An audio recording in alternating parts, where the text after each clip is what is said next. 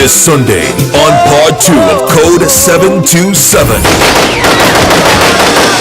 Armed conflict goes hand in hand with trauma, especially for the survivors. You remember you were at war and it would affect you, especially when you see men dying next to you or people getting injured next to you. Because of your training and your devotion to duty, some of us try to mask this trauma just to carry us through the day. This Sunday on Eye on Dependency, we welcome former Special Branch Officer Arjoonsingh, who will share about his and his family's long journey to recovery. We will also be joined in studio by Aisha Corbie, head of the Victim and Witness Support and Social Work Unit of the Trinidad and Tobago Police Service, who will speak about her unit's role in assisting officers to reconcile with the after effects of traumatic work-related events.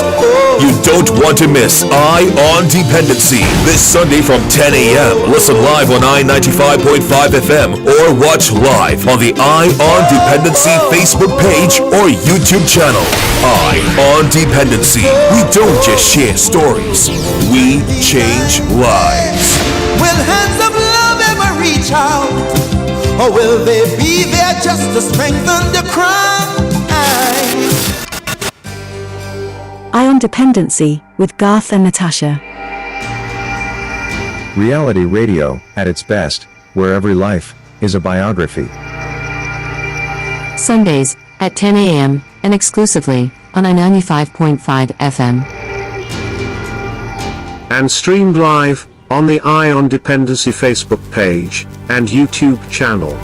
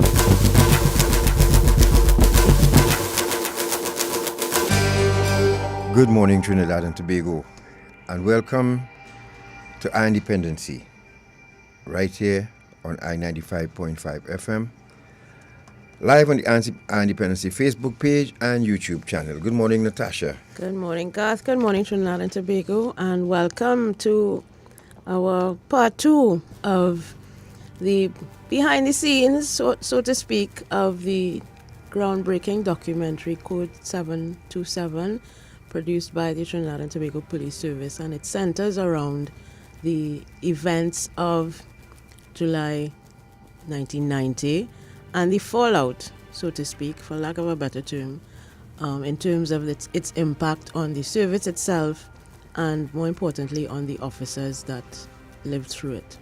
Yes, and in studio we have Aisha Corbie. She's the head of the Victim and Witness Support and Social Work Unit of the Trinidad and Tobago Police Service. And we also are very fortunate to have one of the heroes of that day with us in studio, in person, former Special Branch Officer Arjoonsingh. He's in studio with us this morning, and we are very grateful. This program is dedicated to the men and women of the Trinidad and Tobago Police Service. Remember, for the month of August, as we approach our 60th anniversary of independence, we cannot forget the men and women in uniform who continue to give their time and life to Trinidad and Tobago, and their families as well, who continue to support them while they do so. This is a groundbreaking moment for us here on Independence C2 as well, and we thank the Trinidad and Tobago Police Service for affording us this privilege. Code 727 was just released, not to the public, it's at a private screening, and there are plans for it in the future, and you will hear from the Trinidad and Tobago Police Service of those plans going forward. However, excuse me, we, as any lead up to any release of any blockbuster, we always interview the producers. Last week we had Corporal Diaz and PC Allen here with us, and the WPC can't recall her name right, I'm sorry about that. But they were here, they started the part 1, and so part 2 now takes us deeper into what an officer is here with us could tell us what he experienced, pre and post, and how is he faring now as a retiree, and what advice would he have to give to the authorities going forward. So we are really happy, and we can say morning, lady and gentlemen. Good morning. Good morning, God. Good morning, Natasha. And good morning to all of your listeners and viewers. And of course, good morning to Mr. Arjoonsingh. Thank you. Thank you. Morning, Mr. Arjoonsingh. Good morning, everyone. Good morning. Thank you very much for spending the time with us. Thanks for giving me this opportunity and having me here this morning. Yes, Pleasure is mine. You're welcome. And, I've had off-air conversations with Mr. Arjoonsingh. And Ms. Corbie, I could tell you, PTSD is real. Absolutely. And, Mr. Arjoonsingh might not know it, but I have conversations with former servicemen from time to time, especially those who probably would have wanted to give more to their unit and didn't get a chance to do that for some reason, or some of the things that they would have experienced.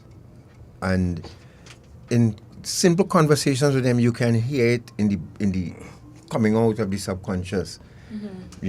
How many things that they would have experienced and seen, and Correct. what they could have done if they had given a better opportunity. Correct, yeah. It's mind-blowing. And I could identify because of, the journey that I took to get here. Right. So before we get into that though, folks, we wanted to share with you, and I want to thank another serviceman for security reason. I just say, Mr. MS, thank you very much for sending this video to us. It's back in the day when Trinidad and Tobago Police Service had one patrol car. Well, I would say one patrol car. It seems like that. This was before, this is pre-independence. I think it's from 1954. And it's a nice little, what we would call now a little mini documentary or mini feature on the police service and the 999 service that was being offered at the time. So it's basically promoting the 999 to let citizens know that the police service is here and will respond when you dial that number. Yeah, this in this era, police officers were in shorts and puttees. Yes. And they had actually telephone in the car. Yes. That one cracked Natasha up when she saw the officer taking a call in his car. We just felt we could have shared this with you this morning. I'm sure Mr. Arjoonsingh probably wouldn't recognize a face or two in this video. Not that. You're so old. I don't think we don't know. It's from 1954. And you would actually see them apprehend a culprit too. Yes, in quick time. With the help of a neighbor in quick time. Good old days. But that time it just had about 10 cars on the road. You would see how they look clean and free of traffic. Yep. It was real nice. So, and after this, Shortman is working offside this morning. Morning to you, sir. And Mr. Boris. Mr. Boris, good morning. And after that, if we could just show the trailer, or when we take the break, we'll come back with that trailer I just sent for you, and then we'll get into the conversation, right? So without further ado, let's go to 999 at work, back in the day.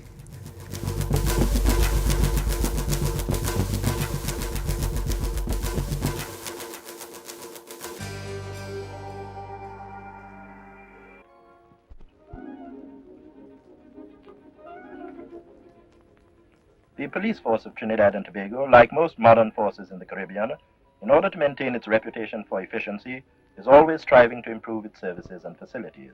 One of its latest achievements is the highly successful 999 emergency call system, which operates through radio-controlled cars for fighting crime.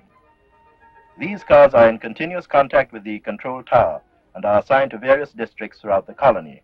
While the 999 system is basically an emergency one, the patrolman's duty is essentially to enforce law and order, be it petty disturbances, major crime issues, or traffic breaches.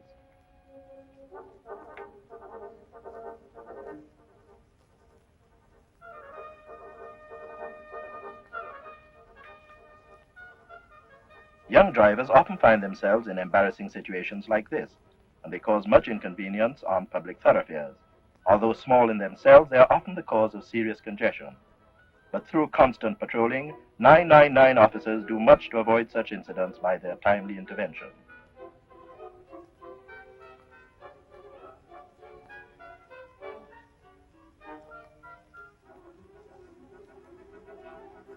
The patrolman takes no direct action in these matters. He must be on the alert always for emergency calls, so only a brief investigation is made. The information he gathers is then relayed through the control tower, and the traffic department takes over.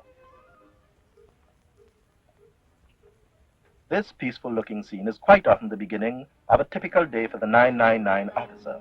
Left to tend the chores of the household, this woman unknowingly is soon to be of invaluable help to the police and to the community.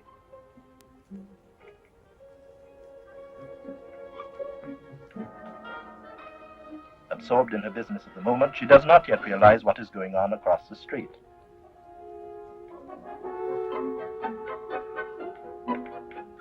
But it is not long before she becomes aware of the situation. Like all good citizens, she knows what ought to be done. By simply dialing 999 on the telephone, she makes immediate contact with an officer of the police control tower to whom she makes her report. The operation is so well organized that while one officer is receiving the report, another, through modern radio apparatus, contacts a car patrolling in that area, and the report is relayed to immediate investigation.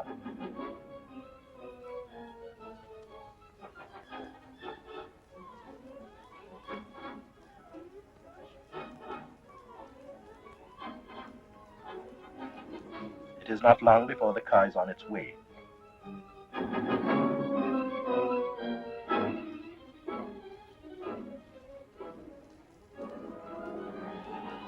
So speedy is this action, the offender is often taken by surprise. As in this case, for 999 to be a success, full public cooperation is always essential. This man was apprehended before he could perform any wicked deeds. Yes, with 999 at work round the clock, the relentless battle against crime continues.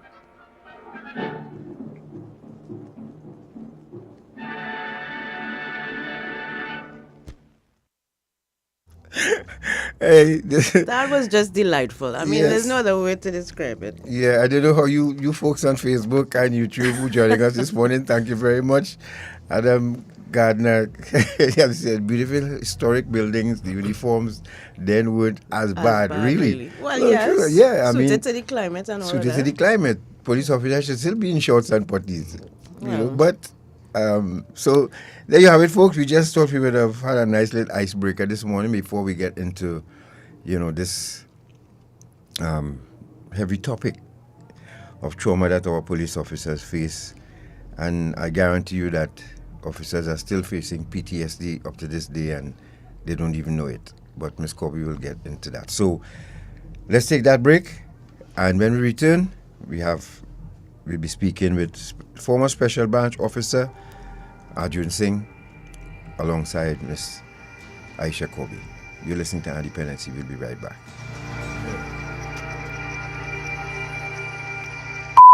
Don't become a headline. Doing construction, picking fruit or trimming trees? Keep bamboo rods, ladders, scaffolding, roof beams, oversized material of any type, and body parts at least 15 feet from electricity poles and lines. Before doing any type of work close to overhead lines or to the point of connection to your home, and before digging where there are underground lines, contact T&Tech for a temporary disconnection so you can work safely. T&Tech, the power to make it work. Finally, Welcome Relief comes in the form of a scientific-based program that shows us how to manage through the tough, current challenges. Called Habitalism. I can see clear. It features best-selling author on positivity and happiness, Dr. Tal Ben-Shahar, integrated with the award-winning Intangents methodology of Ross. Visit capitalism.me to register now for this free life-transforming program endorsed by the United Nations established University for Peace. Gifted by Guardian Group. Live easy.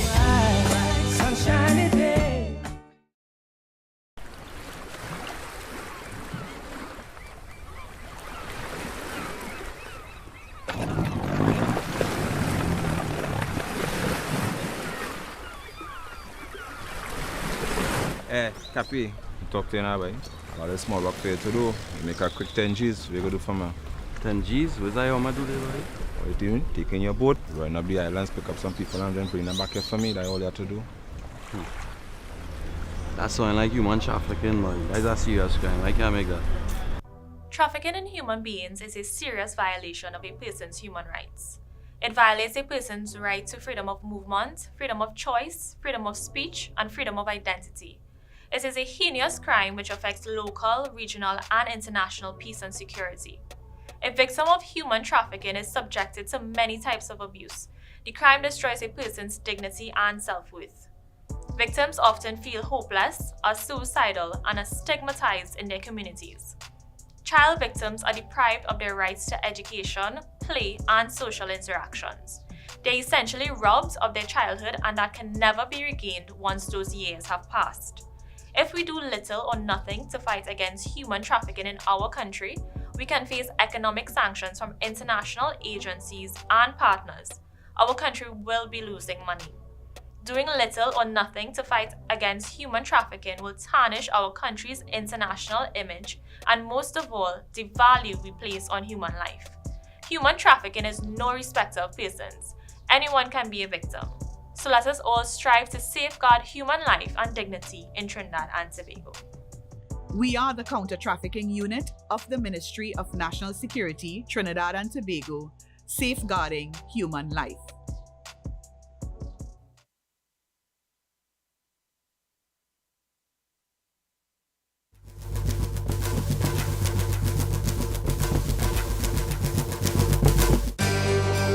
Eye on Dependency with Garth and Natasha.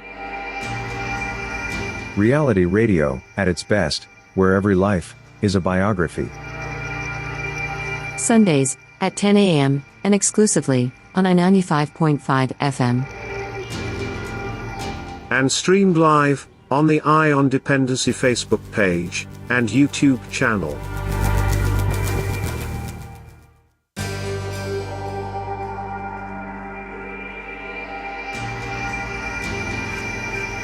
Thank you for staying with us. This is Eye on Dependency, your Sunday morning talk, and we are going through part 2 of our in-depth look at the documentary Code 727 and some of the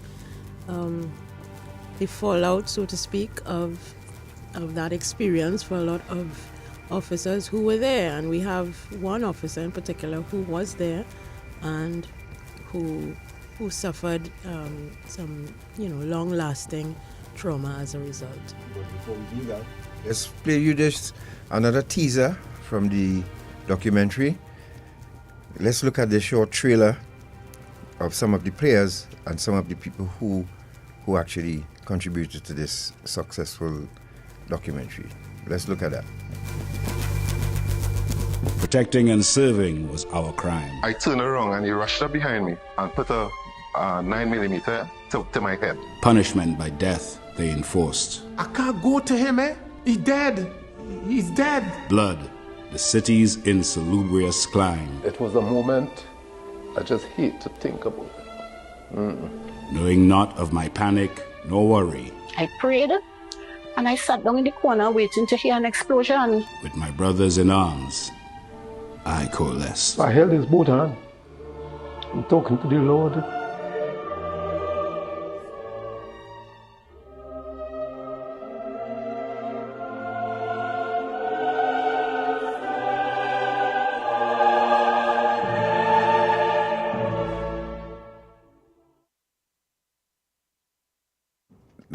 that's a bit of a teaser there. And remember, you can find us on Dependency, EYE on Dependency, on our Facebook page, our YouTube channel of the same name. Those of you who are looking at us on YouTube right now, please remember to like and subscribe to the channel so that you continue to keep abreast, and of course, click on that bell. Officer Arjoonsingh, good morning. Good morning to you, sir. Thank you very much for allowing us to sit with you this morning. My pleasure. Coming all the way from San Fernando just to be part of this momentous occasion, if I should call it that.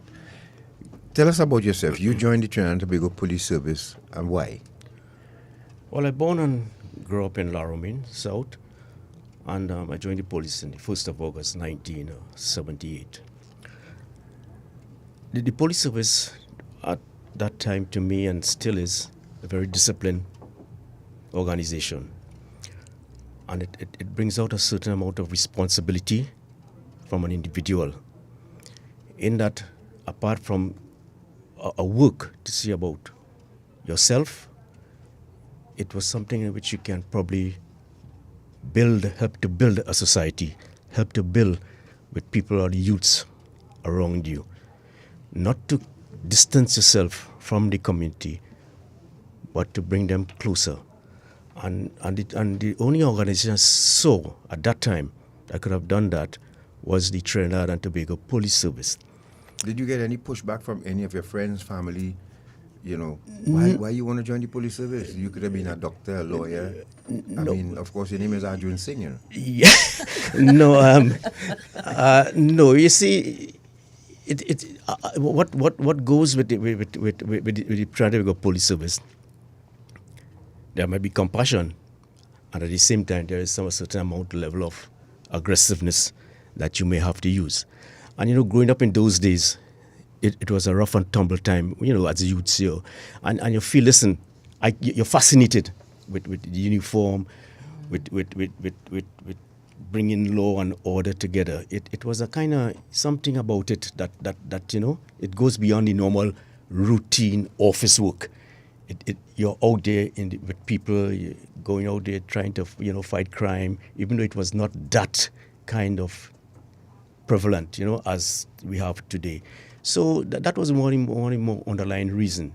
Not just to get a work and say you have a work, but it was something that, you know, you could, at the end of it, you can give back to the community while it's just as how you were serving. So, you know, you leave the work right, you need to do something, and especially at these times where things are a little, you know, uneasy. How large was your family, mother, father, brother, Well, sister? my father was, what should I say, but we had 13 brothers and sisters. 13? Yeah, and he's, well, he worked very hard. You could tell? Yes, he worked very hard. And, well, you know, not just one, but, you know, he was, you know. Understood. Yeah, you know, yeah. So he worked hard. Yeah, he worked hard. Yeah, let's believe it that he worked hard. So yeah, so I joined the police service, and then I went to Northern Division, and then from Northern I went to those had the 1981 to the honor guard, Natasha, and those honor guard was the it was ceremonial guard where you operate at the President's house and the official Prime Minister's residence and Whitehall. And from there, I went into the special branch in 1982, whatever it is, January 1982. When I went in there, well, of course, it was an elite unit. The special branch at that time was the only intelligence and premier unit in Trinidad and Tobago. Subsequently, while working, I was assigned to Mrs. Chambers, you know, as a young officer, you know, assigned to her. And then we had some courses with the British soldiers, well, not with the British SAS, which is the British Special Air Service. We had special branch personnel, you had Army personnel, and you had Coast Guard personnel. And of course, you know the British, the elimination process they go through, and it's tough, you know.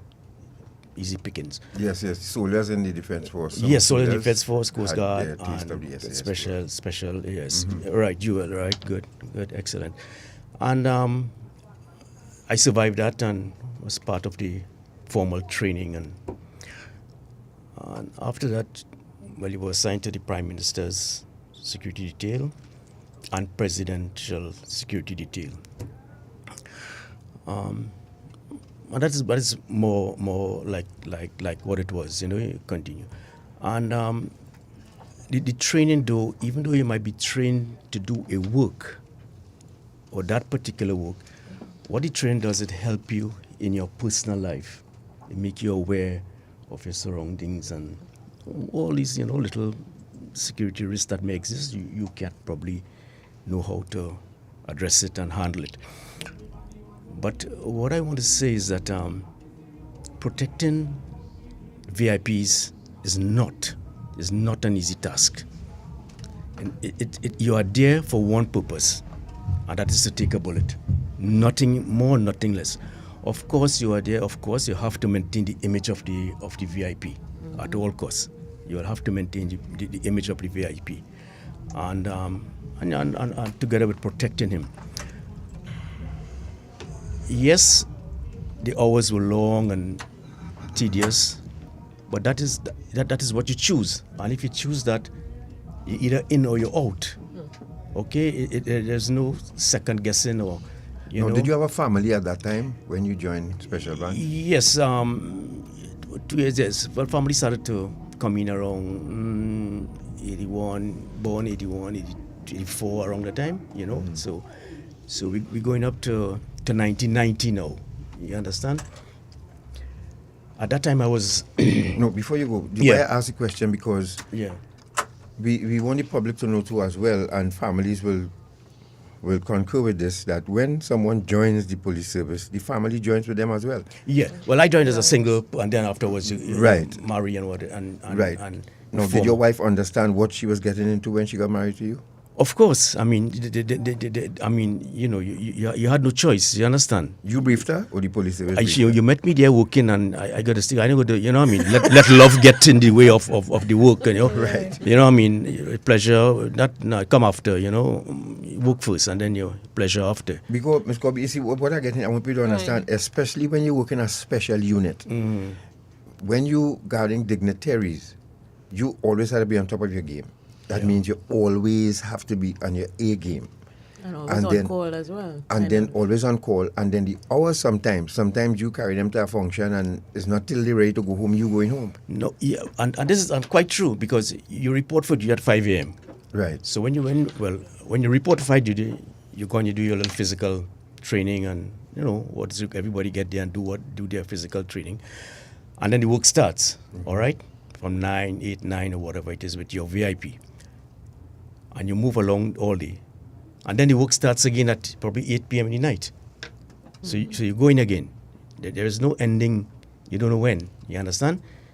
And when that tour finishes, whether it's 12, 1, whatever time it is, you get home, get your rest, and come back up the road again. Around the election time, it even increases, right? And it increases. And there's no you're sleeping then. You're staying in the dormitory and you sleep. You for the next day, because running from north to south is really not a wise thing to do, on that highway. No, you have a balance now to pose between your family and your duty. How do you manage that? Right. Now, you manage it well, probably, with the little time you have on your off time, you take them out. That kind of thing. You be with them. And you quality time. Yes, you spend some quality time with family. You must do that. It's not like work. I know nobody. You cannot be. That is, you have to spend time with your family. You have to try to get that. Whether it's a walk in the mall, whether it's having a little dinner together, and you see, by spending time with the family, apart from being run it parallel to your work, generally spending time with families, with your kids or with whoever, it brings a certain amount of control over your kids, over the youths. You understand? So you with them and you're showing them what is. But if you leave them to just go on their own, other people will influence them, and therein lies the problem we are having today. So it's important. You could have the work, yes, good, fine, but you must find that time, whatever little it is, a hug, a kiss, a little rough play, good, right, and that kind of thing. But if you don't do that, my friend, other people will get in there. Now, would there times would you have to call you and the wife had planned to go out and you have to call her and say, look, honey, I can't make it home, because the boss working late? Well, of course, many occasions happen. Many occasions. Even it's a birthday, and you're working. Yes. I mean, I am not. I can say it's my birthday, and the Prime Minister has to go somewhere. I go, it's my birthday, and no. So we go celebrate that sometime. Down the road, we go do that. And they had a problem with that because the wife was a more homely kind of person, never too outgoing and thing, that kind. But this thing like to celebrate any particular day or Diwali or Eid or Easter, you have to work. You remember you are protecting someone, God. You understand? And you have to give up certain amount of privileges. That people have to understand that it's not an easy task. You have to give up that day. You always have to be in your A game. You understand? Mm-hmm. Mr. Arjoonsingh, do you think that the persons who you're protecting, do they understand this as well, and do they have, an appreciation for for that kind of sacrifice, and do they ask you about how is your wife doing, how are your kids doing? Are they responsive? Yes, in that way? I must say the VIPs we have in this country, I think they do understand, and they know exactly what it is about. And more especially, I work with Mr. Manning and from 2000, I worked with him 91, 94, and 2000 when I was in charge of the security detail. And he would listen to the security. Yeah. He will do what you are required. Because from time to time, you will get threats, unknowingly the public will not know. And certain things will put in order and in place for that. And he was one person who, Sir Ellis, Justice Noor Hassan Ali, these people, they were very, very compassionate towards, because, you're spending more time with them than your family. Yes. Understand that. Understand that. And you see, it takes a matter of fraction of a second for something to happen, And we all have to be on our game. We all have to. The chain is strong as its weakest link. So everybody has to be, Of course. Everyone has to be on the game. But you see, but more importantly, to do this duty, you have to do what you have to do. You have to train regularly. You have to have the mental capacity, muscle memory. You always have to be doing this thing. Even though there is not a formal plan for it, you have to get there and get yourself out and do it on your own, even though, it requires. Because, you working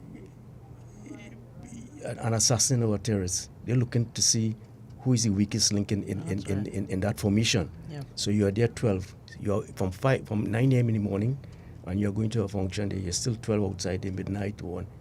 Somebody will, is watching. Watching. They want to get. And the thing about it too, Garth and Natasha, is that when you're working with a VIP, and I'm going to a little in-depth here now, yes, there are people who may want to get at him, but he's always on convoy, okay? So you cannot get at him. So what's the next thing you do to get your message? If you are, I'm talking about ideology here, I'm talking about violent ideology. So what you do, you send a message through one of the bodyguards, and by assassinating, and then you make an announcement on the radio, we are responsible for that. So this is all the things that be playing in your mind all the time, This is the things that be playing, and it becomes part of you after a while. Even though when you leave the work, it becomes part of you. Yeah, no, I'm just going to ask though, how do you, when you're with VIPs, you're on your A game. You have to, if somebody pops a balloon or a scratch bomb, you have to try and distinguish the two from a gunshot. and you are tense all the time. Officers are tense all the time, where especially when you have to go into crowds. I could imagine how you all now switch into high gear when a dignitary has to interact with the crowd. But how do you manage to switch that off when you leave them to go home now and be with your family now? Did you have the same alertness with your family? Yeah. No, I just speak with balloons and whatever, firecrackers. The thing about it, God, is that you do not take nothing for granted.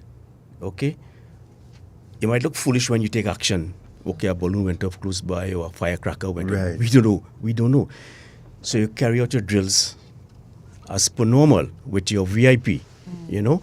Now, he may get annoyed, he may not like it, but that is okay, take the buff, you understand?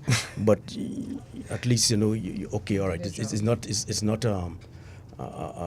ammunition or a gun or a knife or whatever it is, Are drills carried out with dignitaries like Prime Minister, Minister of National Security? Let them know what to prepare for? They may observe, you understand? They may observe, but the drills are carried out with amongst our personnel, you understand? Right. And the VIP don't come and you don't run a drill with a VIP.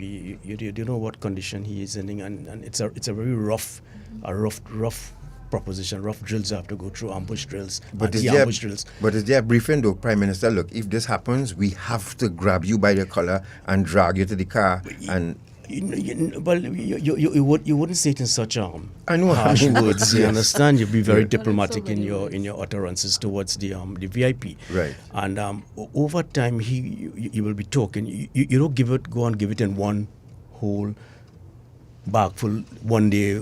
Over a period of time. In conversing. So well, you're expected. This is expected of you, and this is expected of me. And that sort of thing, you understand? So over time you build that relationship, which is very key. And as you mentioned, the Prime Minister was a listener. He was a good listener. So if he trusts you, and you give an instruction, he will follow. Of course. And there is no choice. No, politicians, let me tell you something. You're talking politicians, Yes. So the Prime Minister is a politician. Yes. And he wants to go up in that hill there, up to meet 5 of his supporters up in the mountain there. Now you are telling him, sir, listen, you cannot go there because, you think, okay, you do that. And he's adamant he has to go. Now, that's the Prime Minister, my dear friend, lady. You have to put things in place. You have to put things in place to make that environment safe for him. You understand? Yeah. And do it. Just do it. He wants to go, all right, okay. You told him up front, you let him know, well, listen, the risk and whatever it is. And then if he's adamant of going, then you go there and put things in place and make the place safe and do what you have to do. Call out the assistant forces, whatever it is, He wants to go. He wants to go and meet those people. If you're just joining us, you're listening to Dependency, and if we are speaking with former Special Branch Officer Arjoonsingh, and he just given us a brief bit of what it's like being an agent who is assigned to a dignitary, such as the Prime Minister, Minister of National Security. We're talking about the Special Branch. We also have in studio here Ms. Aisha Corbie, who is lending support. This is all surrounding that documentary, Code 727. And Mr. Arjoonsingh here is, because he's representing some of those folks who took part in that documentary, who told of their experience in 1990, which we'll get to in a short while. So don't worry, we want to hear his experience on that day and what, how did it affect him during that time and afterwards. And of course, Ms. Corbie here is ready to lend her. Yeah, definitely. So, and if I may, Garth, as we hearing Mr. Arjoonsingh recall the elements of the demands of the job, the devotion of duty. God said tense, or it may be called the state of preparedness, the continuous state of preparedness and the alertness that it requires. What he also mentioned is that when you are off, you need to manage the little time that you had. And he continued with the little time because the time that you may have for yourself and your family is often so limited. And God mentioned something earlier in terms of if families may have been briefed about this before, because really it's a sacrifice of the officer who commits to serve, and it's a sacrifice of his support system or her support system. Yeah. Understanding that your time is now shared, your moments are going to be shared. What is important to you and the times that are important to you are now going to be shared. Some are going to be missed. Things that in other families you may just, there's a no zone. You know, there's a zone where some families you just don't intercept Christmas. You just don't intercept kids' birthdays or certain areas. But for officers like Mr. Arjoonsingh, all those elements are open to serving and the call that he committed to.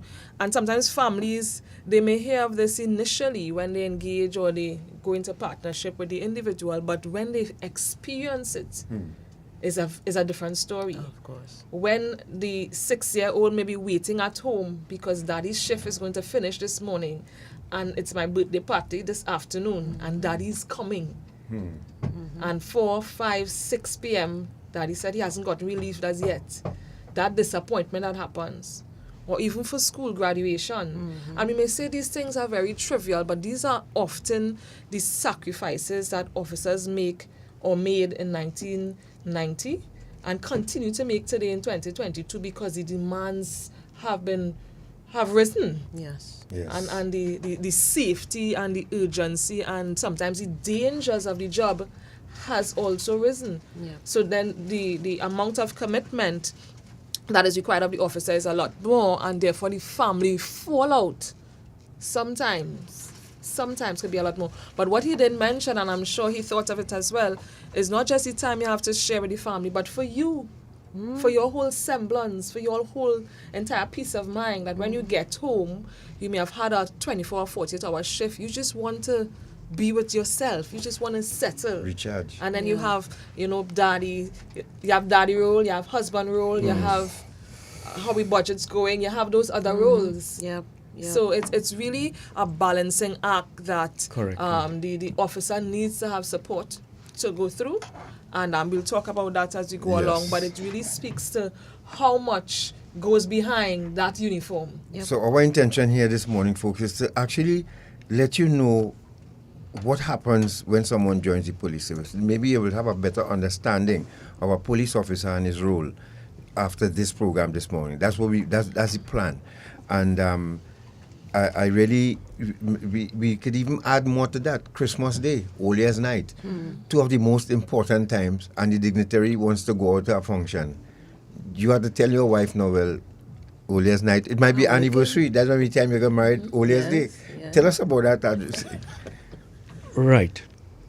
I cannot remember being home for an Old Year's Night or Christmas, any of these holidays. Wow. Right? Because remember, your dignitary, he has engagement or she has engagement, and they had to fulfill those engagement. Now, I can give you an example. When I was on the Justice Hassan Ali President, His Excellency Justice Hassan Ali detail, we will go to Tobago from the 23rd of December, and you will return back after New Year's Day. Wow. No, you understand? I mean, that's how it is. Yeah. That's how it is. And so you say, well, okay, how the family, the next question is, how the family feels about being away. It was a yearly thing. It was a yearly thing. It do that. It was a yearly thing.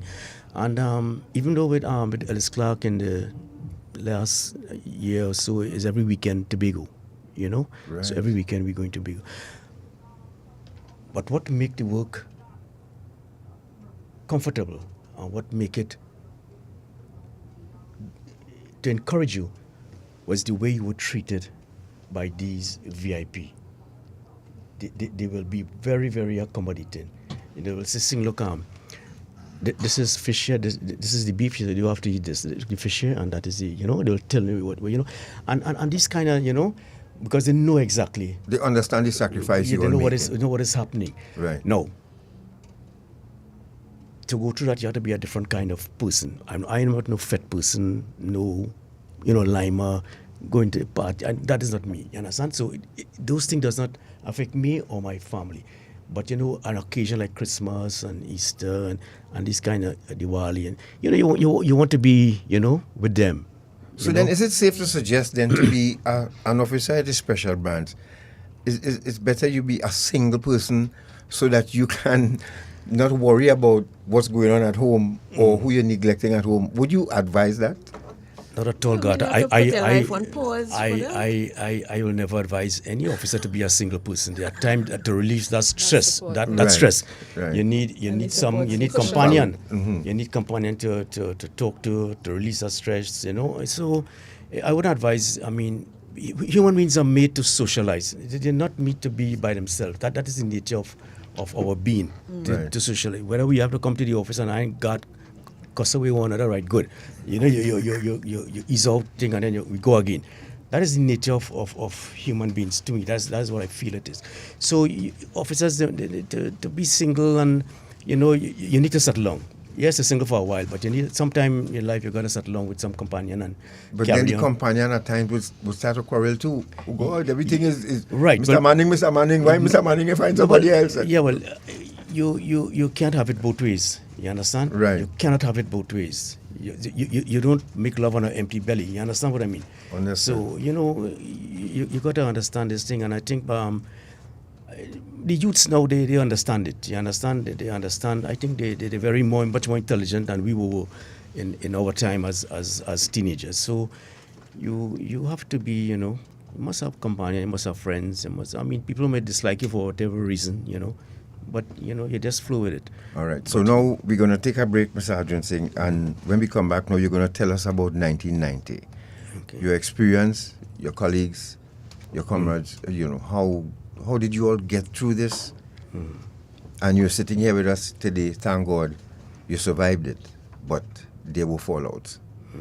Yes. We'll hear about that when we return here on Independency. Remember, you can join us on the Independency Facebook page, EYEON Dependency on Facebook or YouTube channel of the same name.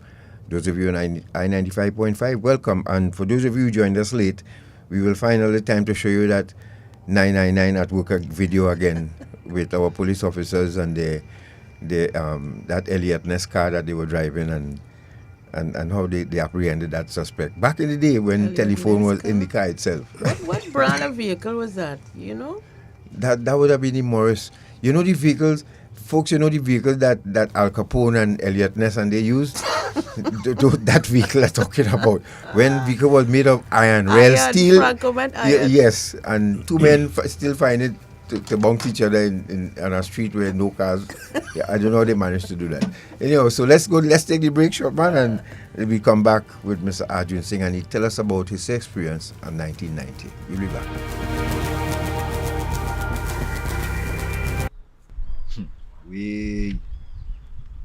The sex trafficking thing is a serious thing, boy.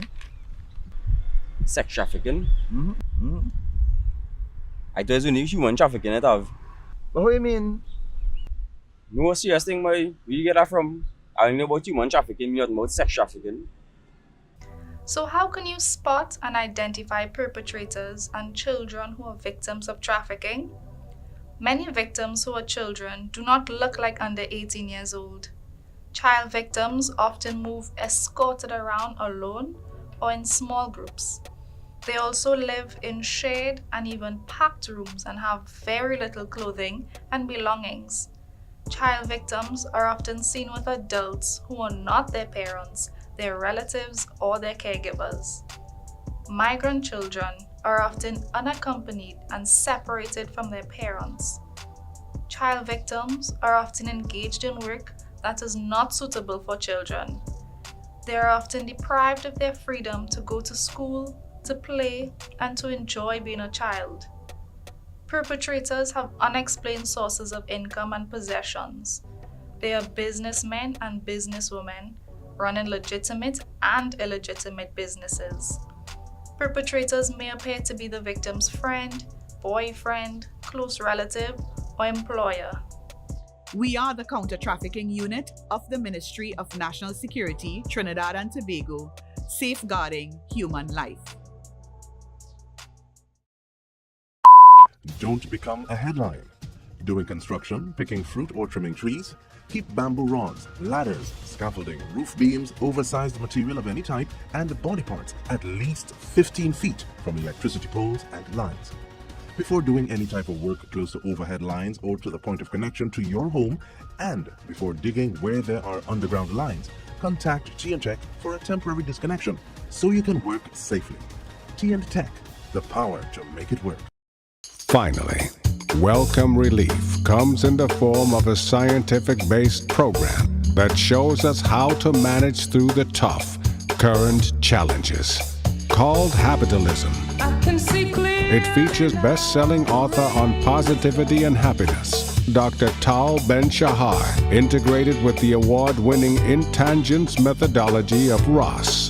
Visit habitalism.me to register now for this free life-transforming program endorsed by the United Nations established University for Peace. Gifted by Guardian Group. Live easy.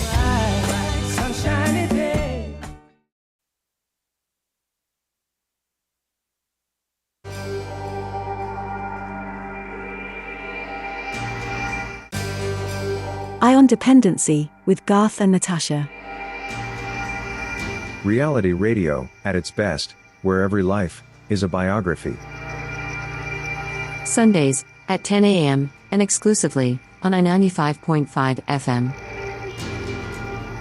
And streamed live on the Eye on Dependency Facebook page and YouTube channel. Eye on Dependency. Samuel. All right, thank you for staying with us. And if you're just joining us, you're listening to Dependency, and we are speaking with former Special Branch Officer Arjoonsingh, and offering support here is the head of the Victim and Witness Support and Social Work Unit of the Trinidad and Tobago Police Service, Ms. Aisha Corbie. Ms. Arjoonsingh, you found yourself smack dab in the middle of a firefight.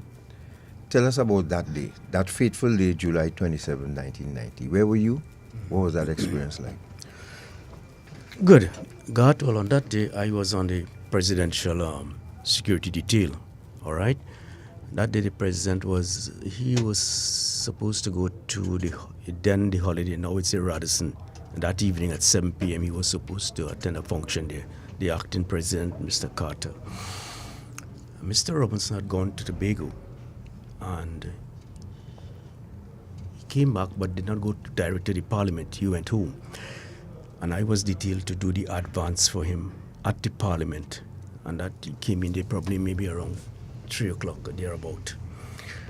And everything was quiet, normal, you know. You do your checks in the parliament around and that kind of thing. So, and I made my way back to police headquarters. And then I went up to the Prime Minister residence to prepare myself for the drill later. And while coming in, I saw Solomon McLeod at the entrance to the police northern entrance there. And that's about 5:30, and I want to believe that I was the last person who spoke with him, because I told him, I said, so Solo, why did you come to Solia?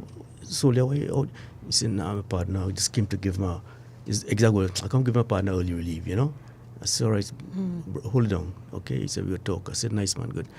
And we go on, and by the time I reach upstairs... No, so that McLeod, I want people to know, is the officer who was standing, who died. Yes, the first officer who died, actually. At the gate, yes. And he took up a shift earlier than normal. Normal, yes. Wow. And, yeah, normal, you know, it was, and that, he was that kind of person. Yes, very right.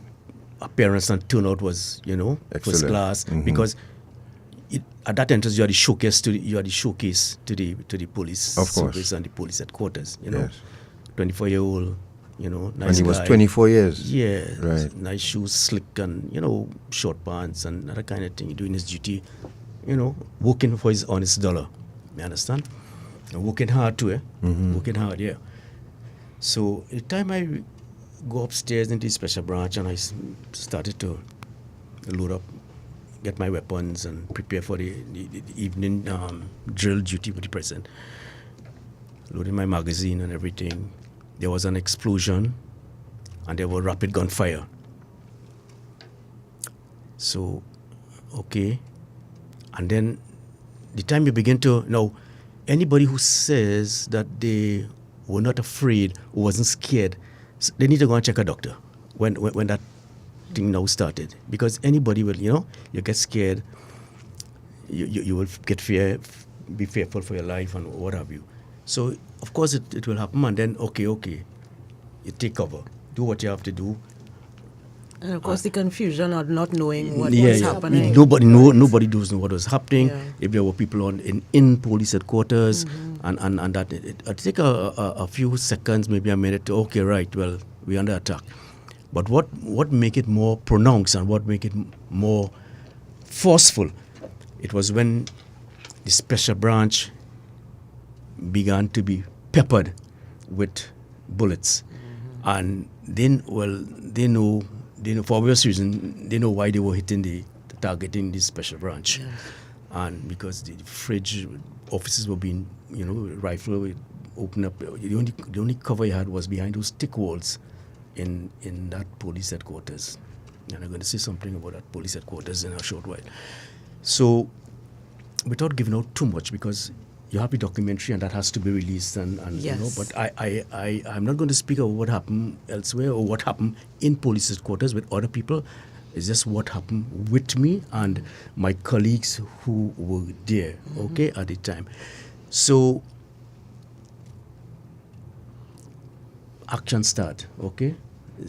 You're trapped because it was like a L-shaped attack.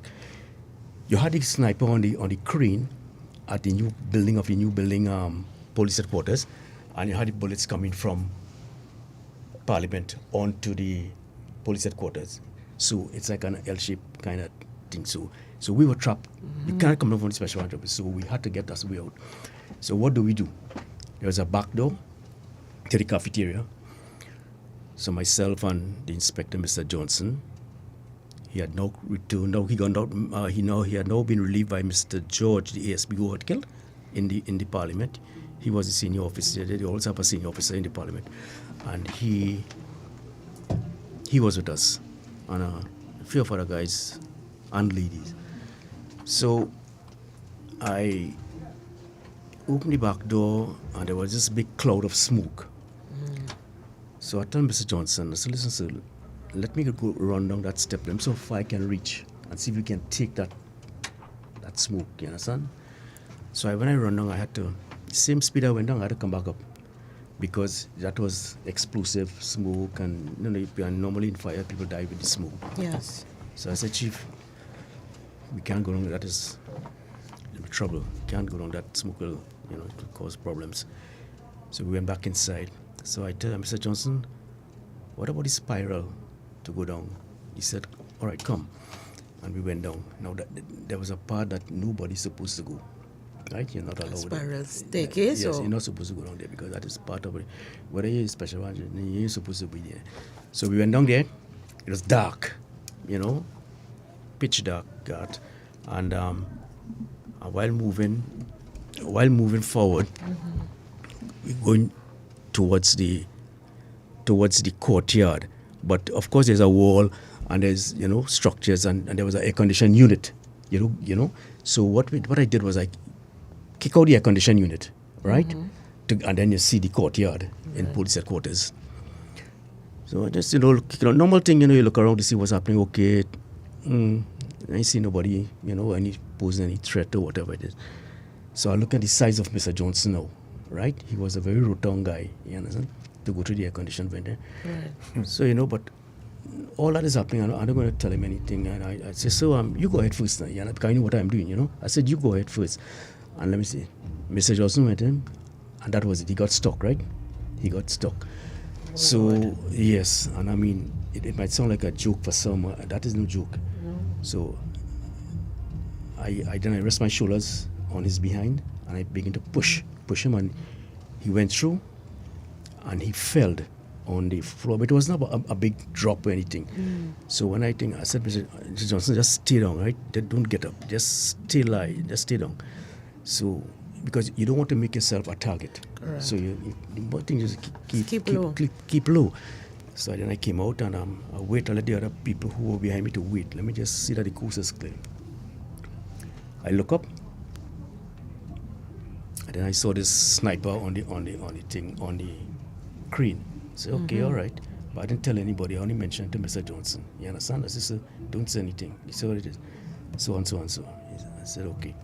And then we get them out. We come out and taking cover. Lo and behold, when time to cross that entrance in front of the police, the CID front office, bullets were coming in from that direction. But boy, if you run across, you're going to get hit. Yeah. And you could not go where the car was burning with Solomon McLeod, because you don't know if it was an ambush there. What is happening here? Right. If people came in the car, they blew up the car and they came and hiding in an ambush. So just to get people an idea. Yeah. Solomon, that side street there, that is Sackville Street. Correct. Right? Correct. And then you all were heading out to St. Vincent, trying to head to cross St. Vincent. No, we were trying to get into the courtyard of police headquarters. Oh, the courtyard. The courtyard, that is where the cars park. Right. St. Vincent is on the other side where yes. So you were going through that? Yeah, we take the ground floor, walk through some whatever it is, and to kick out the air conditioned vent. Right. To crawl through to get out into the courtyard. We were still in the building, Right. All the time, we were still in the building. It's only when we kicked out the air conditioning, then we get out of that offices at the special branch. So you're actually trying to reach headquarters on Edward Street then? No, we were in Edward Street. We were in police headquarters. Special branch is in police headquarters. Oh, sorry. Okay. Yeah, it is part of the whole network. Right. Administration. Okay. My apologies. Yeah. That is okay. Yeah. The special branch is part of the office. Because for those who listening, I want to have you have the commissioner's office there. Was next to the special branch office. Then you have the CID downstairs, and you have other offices that existed at police headquarters. She housed everybody in that. Right, okay. But it's the getting out. You couldn't come through the normal entrance because bullets were coming. And you couldn't go through the back, through the cafeteria area, because smoke and whatever it is was coming in. Right. So we had to use that spiral to go down and then kick to get that window unit out. Right. Air conditioned window unit out. Understood. And okay, so we reach where the CID office is now, right? But that thoroughfare where people walk in and that kind of thing. So the bullets were coming in, and so I just take a look. I keep the guys, everybody behind. So I take a look and assess the situation first. I say, all right. So I put the Uzi on the mini Uzi on automatic, and I began to let go burst of trees. You understand? In that way, no matter who you are and what weapon you're carrying, when that weapon start to make music, you would take cover. Of course. No matter who it is. So I started making music with the mini Uzi, and I said, listen, well, of course I briefed them. You're going to cross, and one or two, so nobody's going to run across it like a train, because somebody will pick up. Right. So 1, 2, until, well, okay, everybody's safe. I say, right, and then I'm the last man now, and I make my turn. So, of course, the magazine empty, so I change the magazine on the move, put the next magazine, and we go in again until we reach down at the canteen area, where everybody were in I don't know if you know police headquarters had a canteen. Yes. That was in the southern area there. By that time, well, we were the last who really found safety in that area. Everybody seems to be in an okay position. But when you reach, so you had officers on top of the toilet, open target. No, I don't know why it is somebody didn't say something, or tell these guys something. I mean, yes, they were officers with rank. At that time, I couldn't care who you were. I used some industrial language to them to get down, because I know who was on the crane. The crane, right? Crane. Yeah. But you see, God, I mean, I'm not a religious person or anything like that, but there is a God. And Solomon McLeod died as a martyr. I want to repeat that. Solomon McLeod died as a martyr, and I hope his family is listening to what I'm saying. He was a martyr. And why am I saying this, Understand? Sorry, yeah. It's all right. Yeah. It's okay, take your time. Yeah, so So, you look at the smoke bellowing, all right? The wind was not blowing anything, but the smoke was arising. And that smoke, my friend, when I sit down and think about, because when I reached there, I always believed that he was alive. I thought, okay, he took cover across in the new headquarters that was building. I said, he will do that. I said, Solu would do that, you know? And he was caught unawares, wasn't he? Yeah, assassinated him. They killed him. That is what they did. But nothing. Take your time. You understand? So, so this smoke, and that smoke was Solomon McLeod smoke. His body was burning, and that smoke was rising. And you know what that smoke did? That smoke blinded that sniper from taking shot, because sniper is one shot, one kill. Right. Okay? I mean, people don't know these things. People just talk and make comments and whatever it is, but that smoke saved us. Solomon McLeod. He protected you all. He saved his colleagues. I don't care what nobody say. You know, I look at those, when I look at some of those after the seniors, and I look at them, I shake my head, boy. I say, you all are peacetime heroes. You understand? They want to vex with me. I don't care. You understand? What are they going to do? Stop my pension? What are they going to do? Transfer me? Why? And it happened, and then the ACP, Mr. Marcel, jumped the board, and he broke his shoulder, and everybody stopped because they couldn't jump. Why are you doing that? You don't know who is outside that gate. The guard, the people did their thing, and they did it well. They did their plan for TDT, and they were successful at TDT. They did the plan for Parliament, and they did it well. They were successful in Parliament. They did not do it well for the police headquarters. Something slipped up, and they could not get in there. They were attempting to get in. And as Deputy Commissioner Richardson said, if they had get in there, God knows what would have happened. You understand? And you see, I don't know if people really drill into this thing, really, and nothing was done after, just to let it flow. You know, you had a little snippet of groups talking here and groups talking there, nobody doing anything. So, okay, and I don't want to get in. That is my experience. I don't know what happened with others who experienced at police headquarters. And did you all eventually get out of there, or did you kind of hunker down? Right. Well, for a while? Well, God will know. I'll come to that. I'll come to that in a short while. And people were honored for it after 30 years, no problem. Yeah. But and let me stick up in there. Let me just stick up in there, and I missed it. I want to very boldly and very openly thank the Commissioner of Police, Mr. MacDonald Jacobs. He was a constable at the time in the CID office in San Fernando, a very successful officer. I don't think he lost any case. And then Ms. Joanne Archie, she was also a CID officer in the San Fernando CID. Correct. All right, and there were other officers, you know, and the two deputies who are giving the support to Mr. Jacob.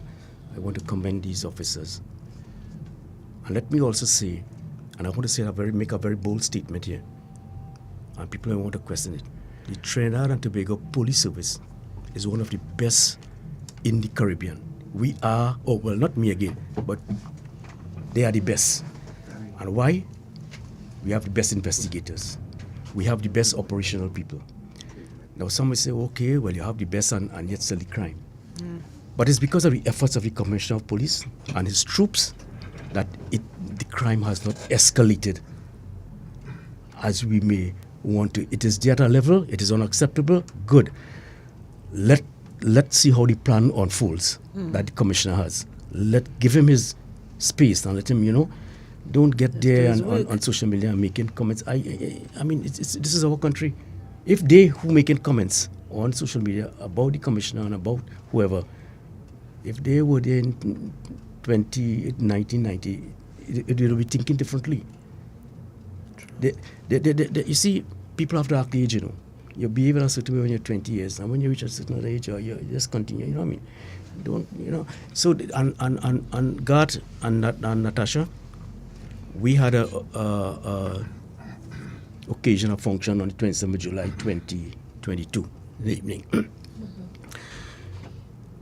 Her Excellency the President, Ms. Paula Weeks, was there.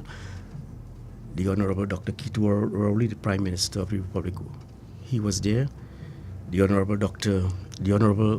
Mr. Fitzgerald Hines, he was there. The Honorable Dr. Imri Brown, he was there. Now some would say, well, it's 32 years and tralala, you know, the normal foolish rhetoric. But for the presence of these distinguished people, it brings a sense of belonging to us, recognition. We are alive. Yes, some of us, and I make, like I tell Elder Boy, say, well, you three-quarter dead boy, because he got a stroke, eh? Poor guy. He was alive wise in every sports ground in the police plane, and he was in. Was it Elder? Elder, you yes. know Elder, yes, yes. you know. Elder, 2 years ago he got a stroke. Broke my heart to see that. But you're telling me, boy, God, boy? Yeah. You telling me? Broke my heart to see that.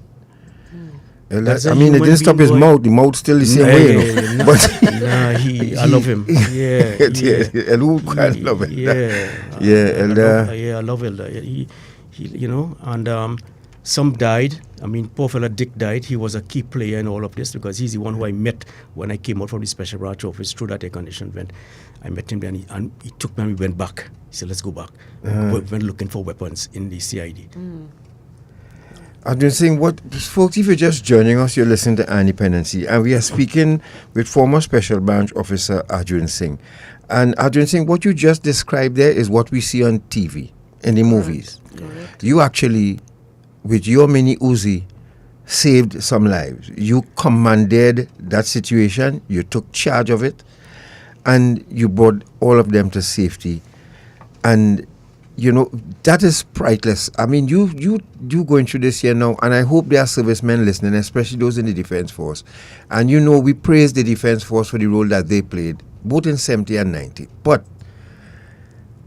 there isn't that officer who now, or a member of the force now, who were there could tell us that they experienced what Arjoonsingh just experienced. Because when you all went out there, you all went out as a company. Arjoonsingh was on his own. That is something to ever leave you. Arjoonsingh, you explaining this to me here, and I seen Bruce Willis doing the same thing in a movie that Hollywood would produce. This is what you did, actually kicking out the air condition and all. These are things you see on television and in the movies. You actually lived it. Aisha, I don't know if you want to come. And thank you for your service. Because I know you wanted to jump in because you saw Mr. Arjoonsingh getting a little choked up when he was talking about Mr. McLeod. I want to thank Mr. Arjoonsingh for continuing to share and educate us. Yes. Because as I a lot of people don't know the story. Correct. In a number of different spaces since we've done the Code 727, there's so much we're learning from this fantastic production of the TTPS. And as you would see, as he recount the story, and that's how trauma is. It is so real. It's so vivid. Now, I'm sure if I were to ask him what happened the following week of the day of July 27 in 1990, he may not recall, or even the week before.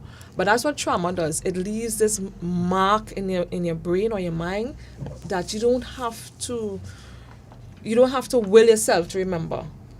And you hear the vivid detail, and sometimes even the raw pain, as he accounted on the smoke and what was emanating in that smoke and how it assisted them. And God was speaking earlier about the whole issue of this post-traumatic stress. And it's very, very real. And there's even a thing called cumulative post-traumatic stress, which officers tend to experience more because the post-traumatic stress may be a single traumatic incident or terrifying incident that you experience, and there's a mental health condition that comes out of it, right? Where you may feel different things like nightmares, flashbacks, anxieties, etc. from that traumatic incident that you witnessed or you experienced. For police officers, that's not a single incident. Sometimes that's a day at work. Yes. And that may be a weekly something. So whilst you come into terms with something as tragic as 1990, you may have to report to work, and the next month you experience something, or you may be involved in a fatal shooting. So the trauma is very, very real. I know last week, not to cut you, but last week, the officer mentioned, I think it was Corporal Diaz, mentioned that the very next day, there were officers who reported to work at police headquarters where all of this took place. Right. And what that would have done to them in terms of reliving the trauma, just the sight, the smells, the sounds. And Natasha, also, every year on July 27th, there would be some level of re-experiencing because of the trauma. And Mr. Arjoonsingh is shaking his head. 30-something years after, I'm certain that on that day, they re-experience. And that's how trauma is. And that's why I'm thankful for the wisdom of Commissioner Jacob. And I'm not saying it loosely in any way. With the current strategic plan that has a heavy focus on that occupational health and wellness. And one of the key outcomes is in enhancing support services. So that how we would have responded to that in the past based on the knowledge and the growth that we had then would be different to how we would respond to it now in terms of the wellness and well-being of our officers and civilian staff. And that's where the police social work unit has its focus on providing that psychosocial and therapeutic support to officers and civilian staff as well as their families. And that involves a cadre of mental health professionals that the organization is providing now. This week, only this week, we launched a podcast because, mental health is very taboo in law enforcement or paramilitary. Yes. Right? Mental health, we have an expectation of persons being Iron Men or machines and not articulating feelings. And if you have a feeling, you may be weak or incompetent. No, but there was this phobia that you walk through that door to see Bontier. And he was famous one at the time. Everybody watching you strange after that. Yeah. So people avoided that doctor, because once you go in there, boy. You're marked. Yes. Boy. Not just marked. We have the other MO that we always use. You're mad. Maybe this isn't mad. You have issues. He's not ready. And this is where we're shifting from. We have a public awareness campaign that was launched a few days ago with different podcasts and episodes every week to sensitize the entire organization about mental health, to break that stigma and the taboo. Lovely. The organization also have a health and fitness project, and God, this is something you may be interested in, where we would have we target 120 officers, and they are being tracked for their progress over a 4-month period. Their mental well-being and their physical well-being with dietitians, trainers, etc. Because we're looking to see how we could lift not just the competencies of the officers and civilian staff, but their wellness. Because we know when they encounter situations like what Mr. Arjoonsingh encounter and they go home, if they're good for the service, we need also that they could be good enough for their families. Well, this is what I was just about to go back to Mr. Arjoonsingh, if you don't mind. If Mr. Arjoonsingh could tell us now, that first journey to home and your family, how did they respond to you? What happened? When next did you see your family after that day? Come closer to the microphone. Let's hear this one. You want to make me cry now? I'm a very emotional man. That's all right. And it causes this thing cause emotional damage, Talk down, bottom line, it causes emotional damage. But how did that go? How did that reunite with your family go? I'll tell you, I kind of hesitant to go down that road, But at that time in 1990, we didn't have people like Miss Corbie, and this unit was formed since I think 2010 or whatever it is. You had to battle for yourself. You're a man, you're a police, handle that situation for yourself, boy. Don't come wrong me. You understand what I mean? Yeah. But I just want to identify a senior superintendent, Cyril Bernard. He's the one who they couldn't get after Tong lost his leg and he healed. Tong was hopping around in a crutches. Do you know they had to? Mr. Bernard, the former senior soup, he had a fundraising. Those days was, normal thing, barbecue. Yes. To buy a wood foot from Venezuela for Tong. I mean, tell me, soldier. Really, boy? Really? But we were just juniors, so you couldn't tell. Who you going to talk to tell what, boy? You understand? They big coup done, so they coconut chest. This peacetime heroes. Them's the boss. Yes. You understand? So Mr. Bernard organized this, not Jules Bernard, it's Cyril Bernard. I'm talking about that. I tell you, he organized a power thing. So Tong got his wood foot. So when we'll talk, after the coup, there was sort of affinity with myself and Tong and Pilgrim and Maurice and this kind of thing. So I said, Tong, how you going, boy? How that wood foot? You'll be making joke now, normal thing. He said, boy, Arjun, boy, pressure. I said, what is? He said, that thing bleeding my foot, boy. Stumping. He said, bleeding my foot, boy. But Tong is a strong Chinese. That is a strong Chinese boy. A brave one. I'm telling you. Hmm. I'm telling you, up to now, eh? Yeah. So that was done. But and we speaking about folks, another officer he lost his leg. Who lost his leg and during Mr. Robinson driver at the time. Yes, that firefight. Yes, that firefight. Right. In the line of duty. But I don't want to, we don't want to go down there to give out too much. And, yes, so you reunited with your family. Yeah. So, okay, so that day now, okay, I had my car in town, so you couldn't go for that. That is out of the question. Mm-hmm. You understand? So when the truck burst the gate open, we allowed the woman and the men, whoever it is, and I mean, of course, there was some frightened police officers in some room. We get them out, we make sure everybody go. So a female was to me, you all right? When she was going, you'll be okay. I say you're good. I say I'm money travelers. She said yes. I said, well, you just go south. Do not go north and do not go east. Just go south and opposite direction of where the attack was taking place. Yeah. Because it was mayhem and chaos. So I went down. Those were the blue bus. So I went down in the bus terminus. So I took the bus. So you could imagine what going on downtown. You understand? Mm-hmm. Yeah. So I had my showjack suit, and I had my last full 30 rounds of magazine in it, fold in. Meaning it was fold in going down and my thing. So get in the bus, try to slip in, get in a corner, turn my head facing the road, away from everybody, kind of thing, raise the color. So, and somebody bus to go eat, somebody bus to go down in Chagonas, not to go, to drop them and to go wherever it is, whatever bus driver said, no, he dropping you off on the highway and everybody. So that was because it was the last bus to leave. So he dropped out people and, so I just praying that nobody recognized me. Mm-hmm. Now you see the restart again, eh? Yeah. Mm-hmm. The journey starts again. Yeah, because you were a frontline officer. You were a frontline. And they know this face. Right, yes. People know this face. Yes. So we go in. So I drop off St. James Street. So I drop off there and there was Blyby Corner on a God you will know on a Friday evening. Yes. You know how it was? Yes. Fortunately, there was not much violence like we have today. When we have pickpocketing and what have you.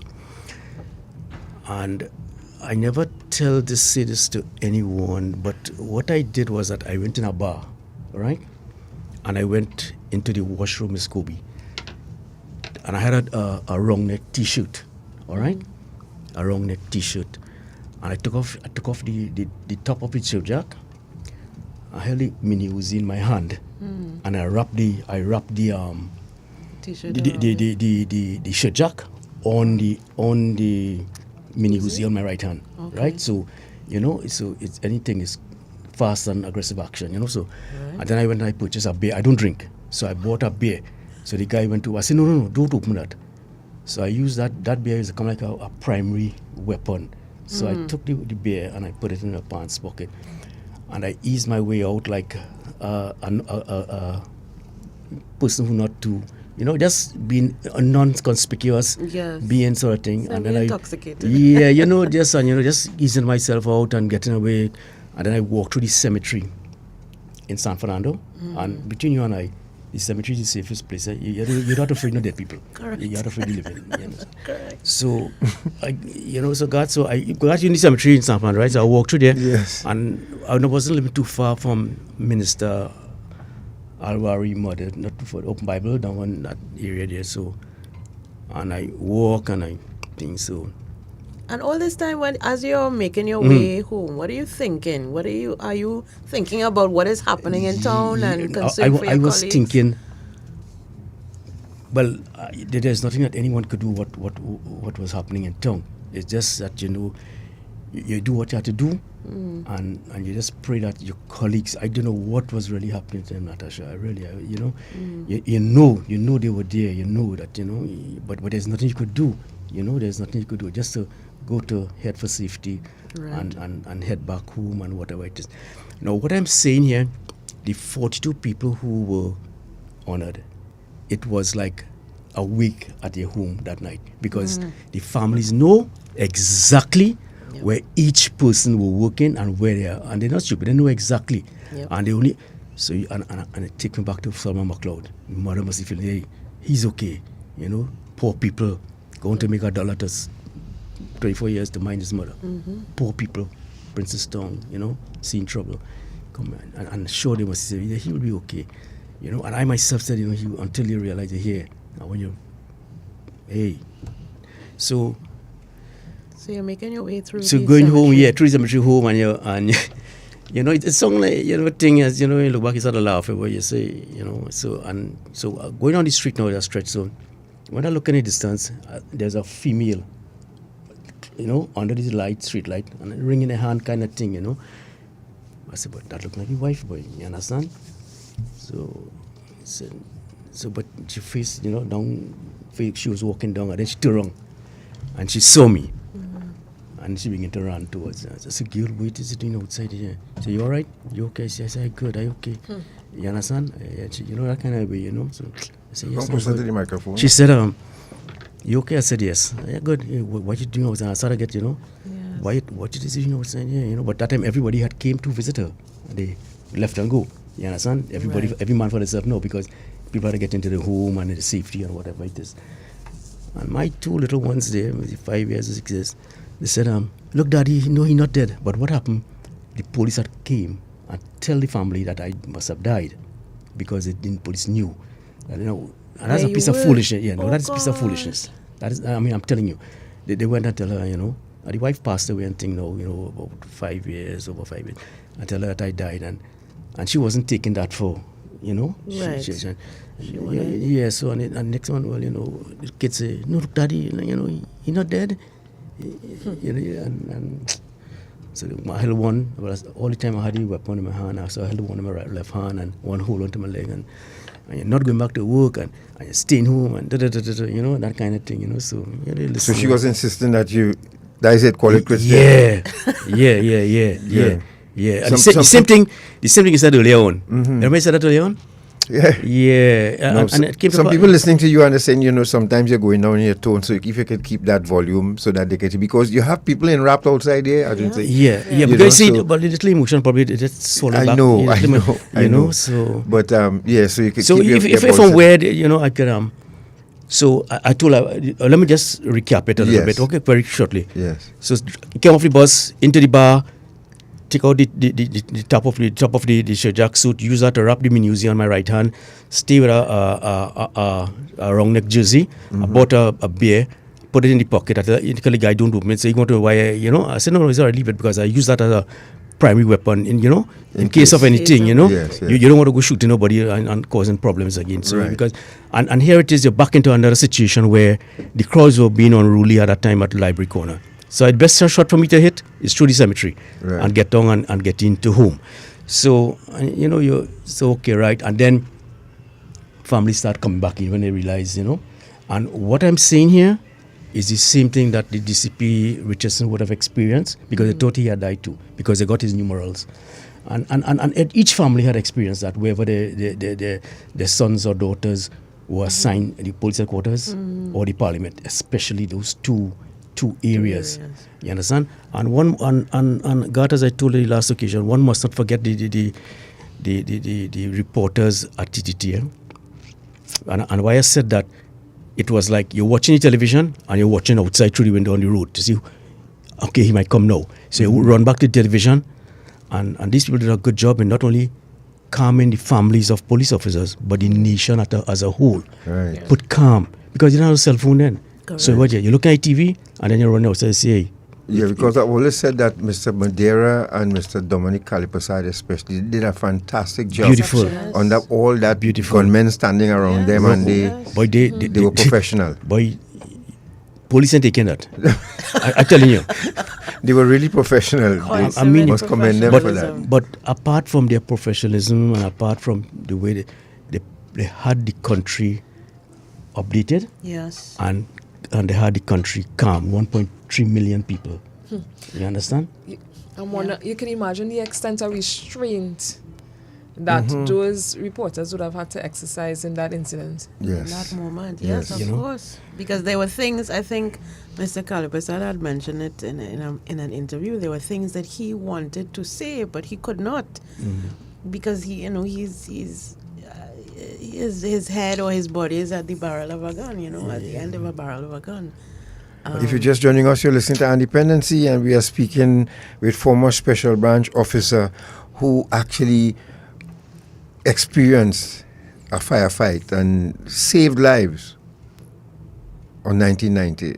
He's actually here in studio with us, alongside Ms. Aisha Corbie, head of the Victim and Witness Support and Social Work Unit of the Trinidad and Tobago Police Service. I'm sure now, I'm sure now those of you out there who we all had our laugh at the police service, but you didn't know this side of the story.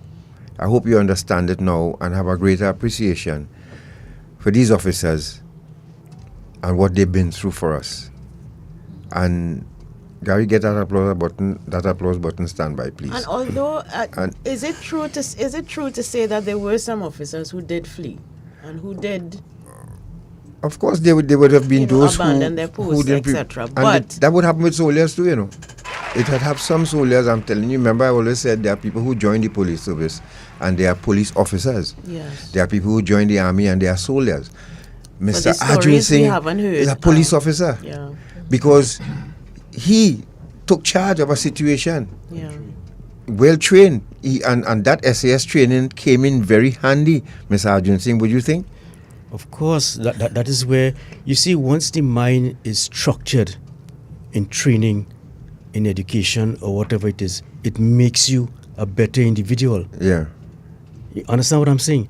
Once the mind is trained in a particular area for what you have to function, or whether it is academics, the mind becomes structured. And remember, his response to Natasha Ms. Corbie would be different to the officer who has desk duty.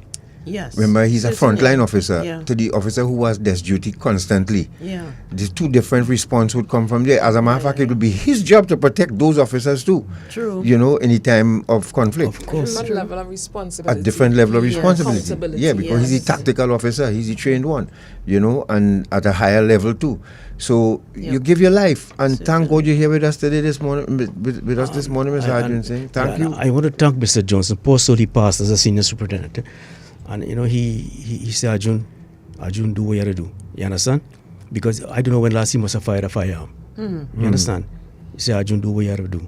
You understand? We depend on you now. You know, and because he had just come from the parliament, I said. So God, as I was saying, so okay, the coup, it happened, and Solomon Makar lost his life. And what they did, they named a library somewhere, I don't know, in police headquarters after him. I don't know which member of the public will go out visit that library for. Now hear my point, and I said it, and I'm going to say it again. Nothing was done. Oh gosh, if the police headquarters burned down, why wouldn't they got a little inquiry as to what really transpired, guys? Talk to us. That's dialogue. Make a report, prepare a report, and send it to the whoever the authorities that you want to report to. Send the investigative report that was conducted on what happened at the police. Your headquarters burned, and nothing was that way. What did was a commission inquiry. So I mean, I don't want to get into that, but at least from my local level, there should have been some inquiry within the police service as to what really transpired there. And you know, today the trauma and the stress would have been at least mitigated or a little less, you know, something like that. I don't know. And secondly, I want to come back to Solomon McLeod. I said, well, okay, a library, all right. So why didn't you put a plaque where Solo died? So that the man who killed him, his generation will pass every day and see what their father, whoever it is, did that. Good point. And the members of the public will see it. Put a picture, Solomon McLeod was killed here on so-and-so date. But you somebody decide to make a library in the public has seen that. Put where Tong lost his life at the parliament, where Mr. George lost his life at the parliament. Put a plaque there. When the members of the public are passing, they can see and remind you of our history. On this spot.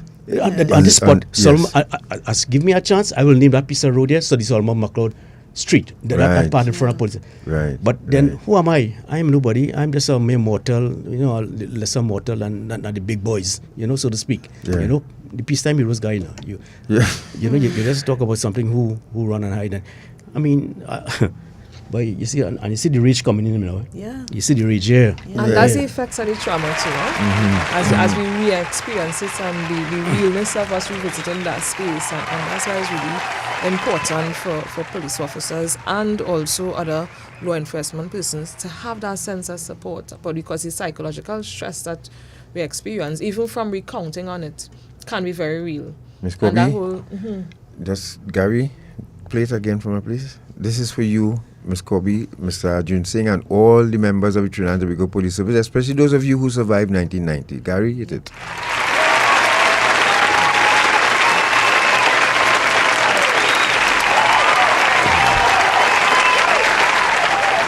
This documentary, Code 727, has been a long time in coming, but it's very necessary, and I think it has unearthed God bless you, man. a lot of gems.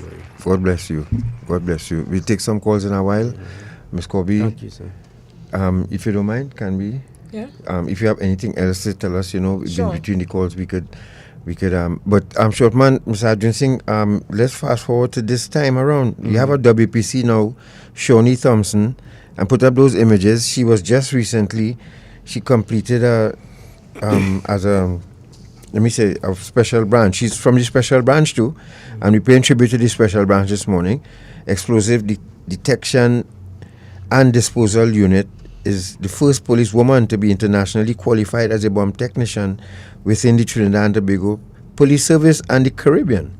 She successfully navigated a 5-week program from 30 May to 30 June at the Royal Canadian Mounted Police College and the Technical and Protective Operations Facility, Ottawa, Canada.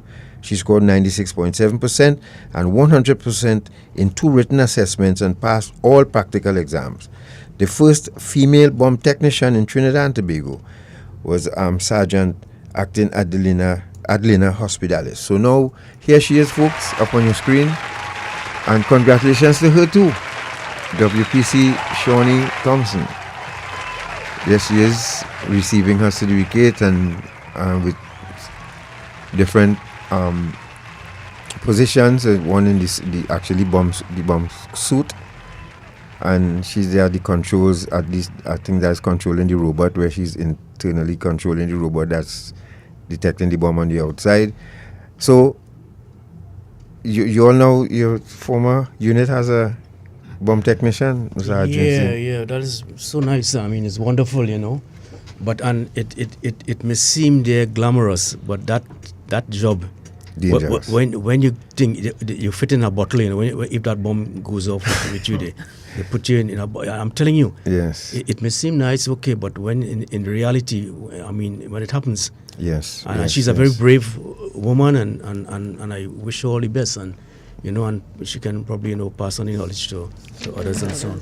Right. And it's instructive. Just before you go on, Garth, in terms of what WPC Thompson said about this achievement, she said, in my earlier years, my passion led me to enroll in the Trinidad and Tobago Cadet Force, where I served for a period of 15 years, attaining the rank of second lieutenant, working with young persons like myself, acquiring several disciplinary weapon, foot drills, and leadership skills.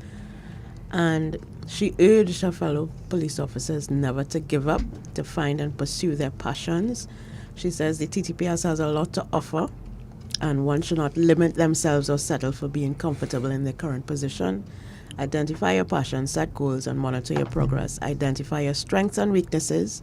Train your skills, master your craft, become the best version of yourself. Remain open-minded, keep learning, stay strong, and never give up. I think those are very Mr. Arjoonsingh, Major Douglas Jack sends his regards. Yes, that great man. Yes, wonderful guy. He was a docent at SAS. Right. Yes. That's British. He was the foundation member of Special Forces here in Trinidad and Tobago. Yeah, great guy. A long time I haven't seen him, man. Yes, he says hello. He's a boss. Yes. Yes. So short man, just go to video C. Let's play a little bit about that, and then we take some calls. We prepared this for you all two folks, all arms of the Protective Service, and we just giving the authorities here a hint that We would like to see this at some point for our independence 60th anniversary. So last week I heard the police ban, but this time around we're getting from whence we came. Royal Marines. Yes, this is where we started. Or we got our training from the Royal Marines. Yeah, and so we just want to dedicate. Sherman, just give us a little bit of this quick before we take some calls, and we could keep it running while we're taking the calls. This is dedicated to you, members of the Protective Service. Mr. Arjoonsingh, you're a parade man? You like parade and things? Yeah, I tend to observe. Well, let's go. Let's look at this.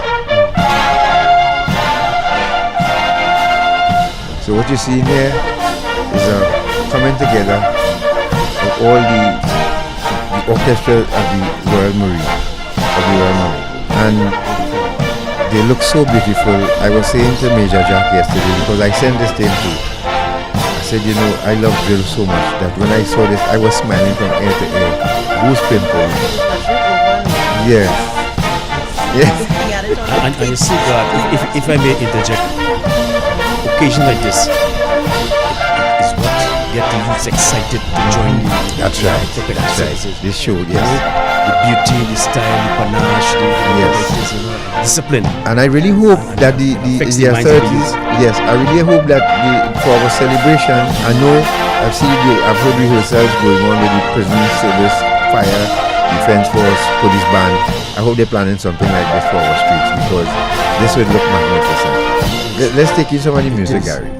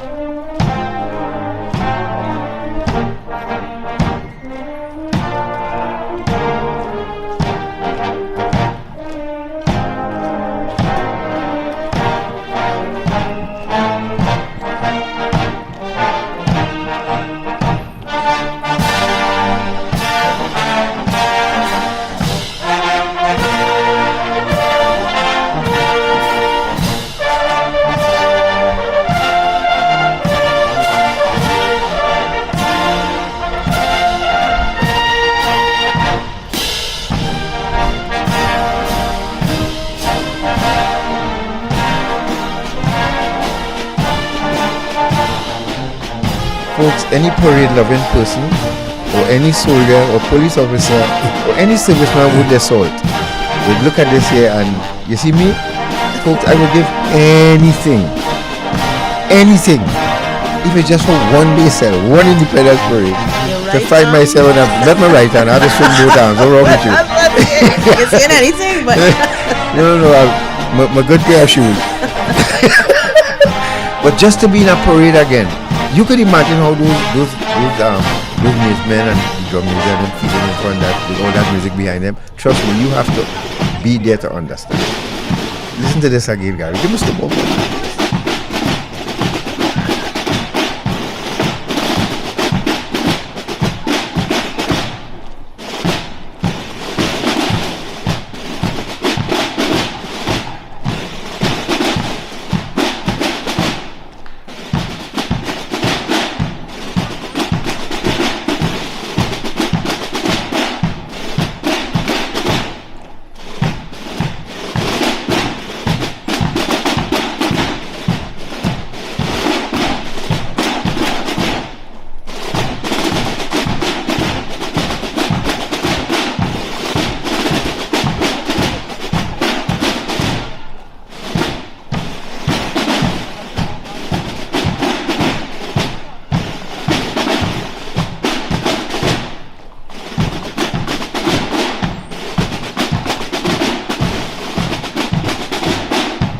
Folks, well, I got a message from Ursula here.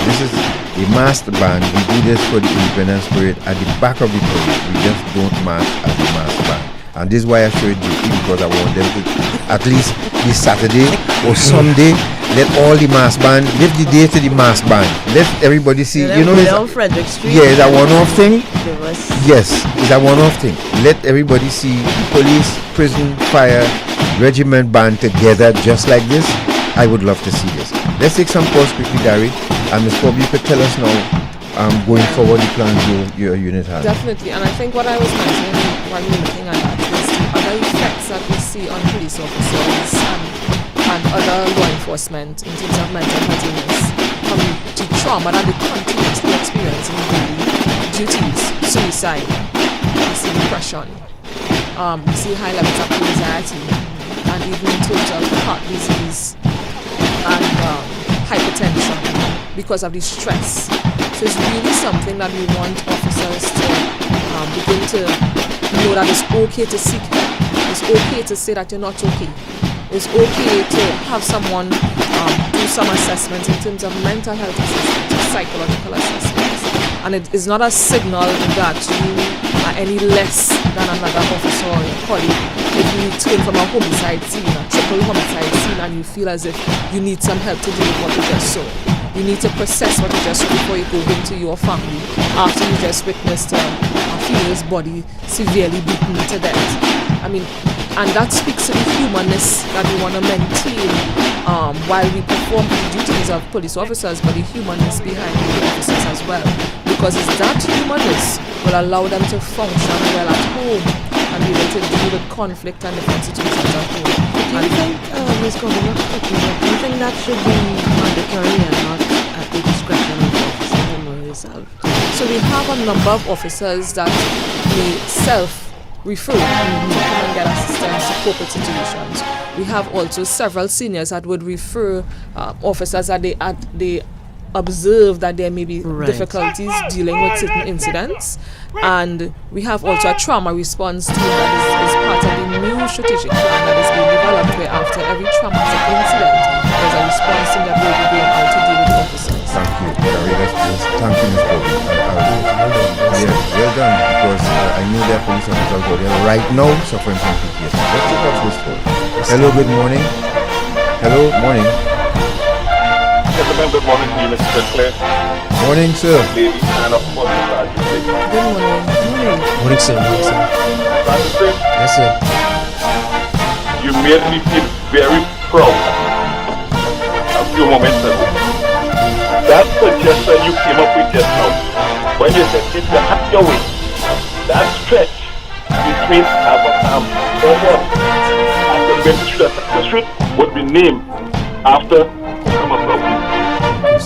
When that is, I was listening when the insurance is done. So you will always remember what that suggestion which you came up with. I applaud you. Thank you, sir. And I thank you. Thank you, sir. Have a good day, gentlemen. Yes, sir. Be safe, sir. Okay, Mr. President. Be good, sir. 622 good morning. Gary, people are saying good morning. Morning. Hi, good morning. Morning. I'm just calling to on the program with Dad and Natasha. You're live on the air, so go ahead.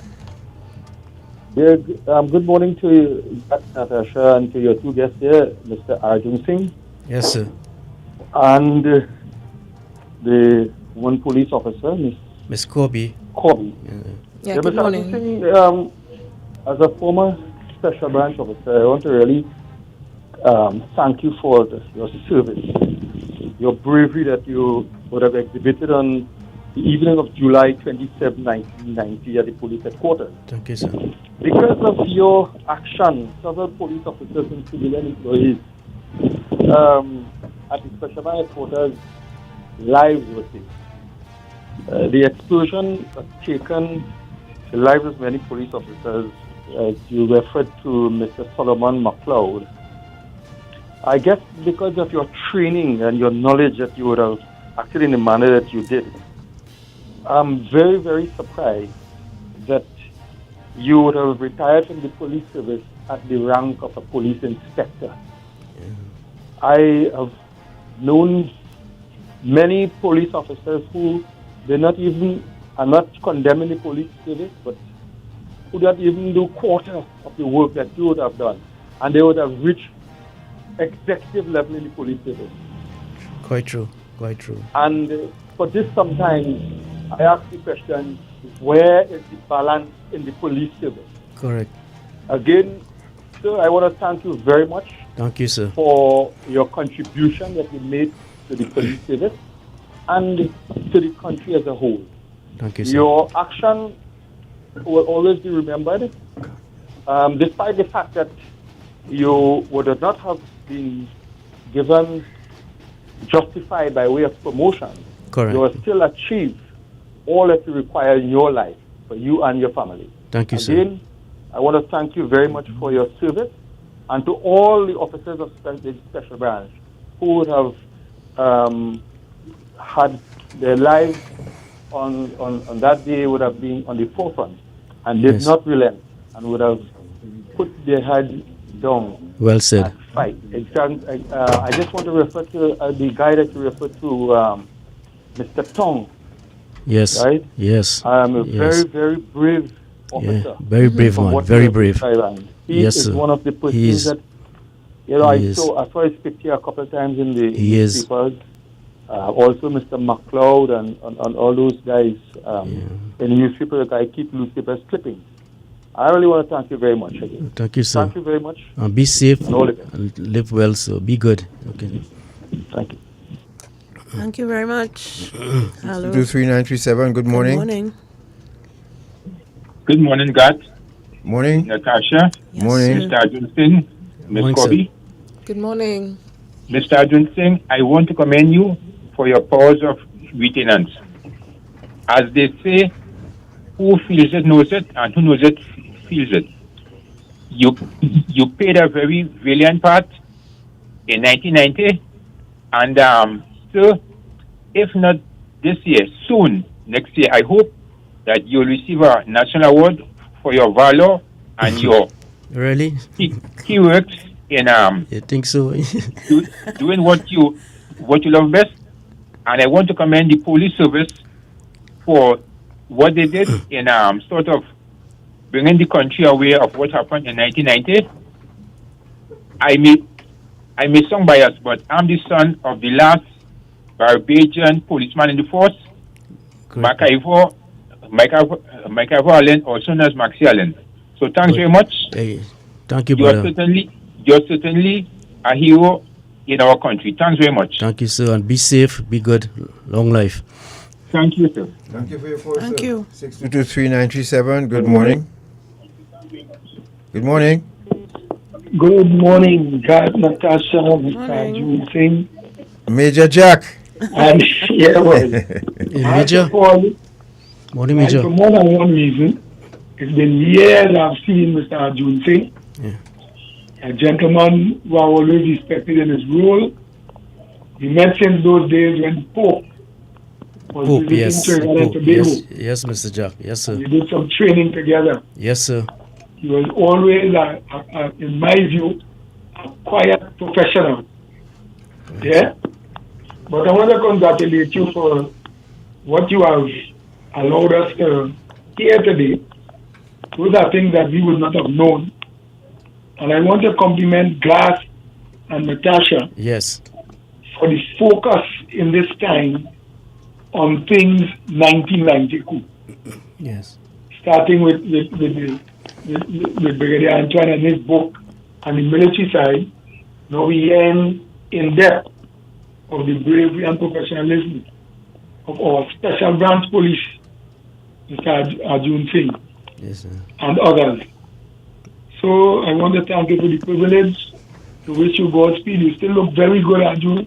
Yeah, thank you, sir. But Jack, Mr. Jack, and thank you, inspiration. You're bringing the army experience in all those training.